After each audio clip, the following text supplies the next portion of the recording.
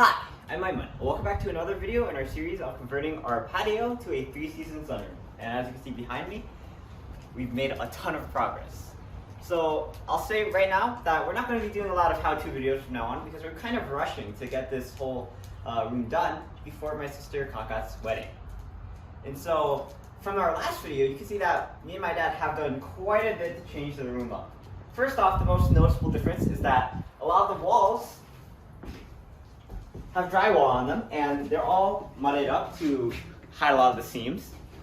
And in addition to that, a lot of the electrical work is done as well. I mentioned in the last video that we started with our electrical work. You see these outlets here are wired, but now a lot of the outlets are wired. If I take where's the tool?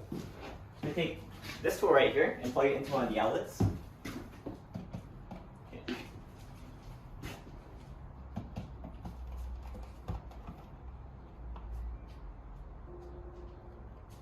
Okay. If I plug it into one of the outlets, you can see that it indicates that the outlet is working correctly. And just above that, you see that we have light switches. Now these light switches correspond to these sconces, these holes for the light fixtures in the wall. So if I try toggling this, you can see that it turns on. You can see that we have switches down here. Usually you put them a bit higher up. But even these switches are kind of irrelevant because these lights can actually be controlled using a remote. So it doesn't matter where we place the switches for these lights. As you can see above us, the lights or the LEDs on the ceiling are fully installed. And the switch for them works perfectly. And they're also dimmable.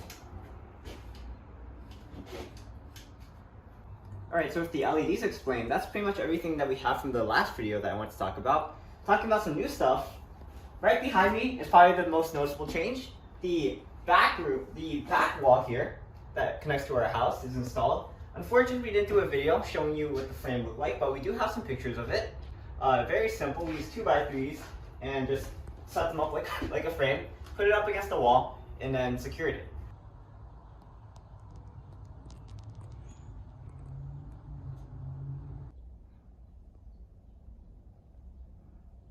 Now, behind this wall, there isn't any insulation because it's kind of an interior wall, but behind these walls, because they are external walls, there is insulation.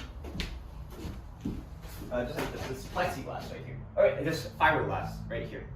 And we're going to finish up the walls with this back wall right here, and we're also going to put insulation as well.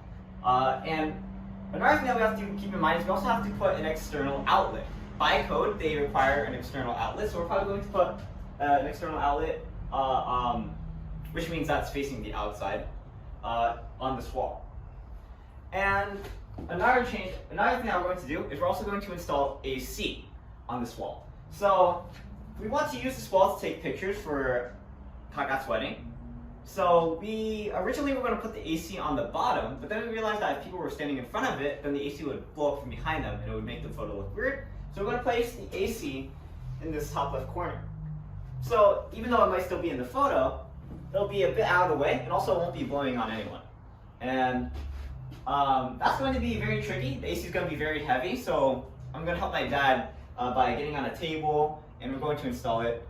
Probably not be able to show it, but that's the plan. Alright, so we're also planning to cover up that window with a panel, just so in case anyone needs to use it as a guest room, my mom's not creeping on them.